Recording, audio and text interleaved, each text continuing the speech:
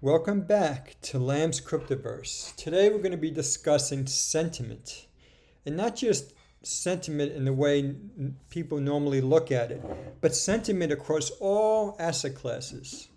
Because then when you get that, that's how you get confluence. And when you get confluence, you get really good readings of sentiment.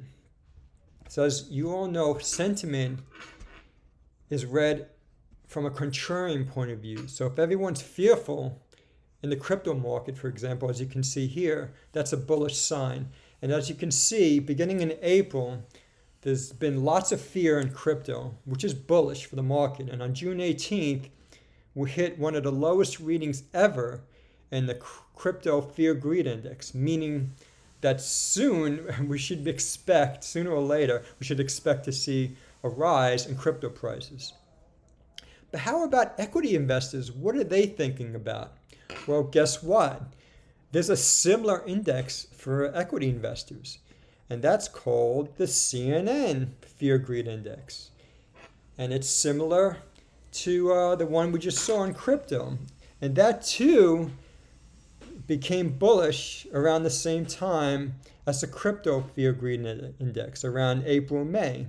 And even though it's gone up to around 25, it's still fairly bullish. So there you have it. We have stocks that are bullish in terms of sentiment, and the same thing with crypto. But how about other asset classes? Well, let's look at another one.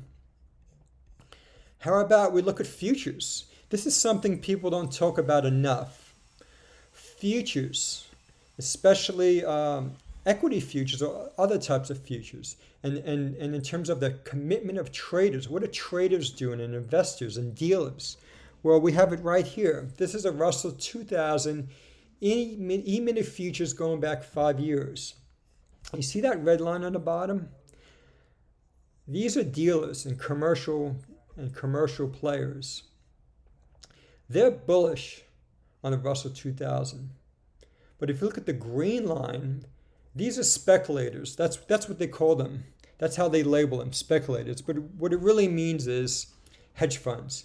And you've got 118,593, and that's a negative number, short positions in futures, E-mini futures in the Russell 2000, meaning that hedge funds are expecting the Russell 2000 to decline. If you look at this disparity between the red line and green line, it's one of the most in history.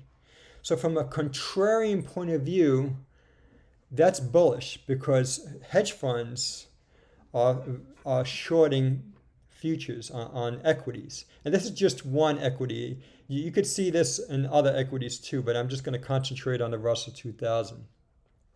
So again, from a sentiment point of view, this is bullish. So there you have it. You've got 3 asset classes. Can we do another? Yes, we can. We can look at corn futures. Corn futures is showing the same thing. Then I'm not going to talk about that. I would rather focus on futures of the dollar, and I'll tell you why. The US dollar, in some cases, against some currencies, is amongst a 20-year high. And we're seeing that with the euro this week. The euro hit the parity, meaning it's trading 1-for-1 with the US dollar. Hasn't done that, hasn't reached parity in 20 years.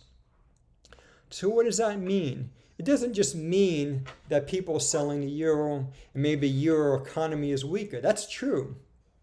What it really means when the US dollar is strong, it's telling you that global liquidity is falling fast.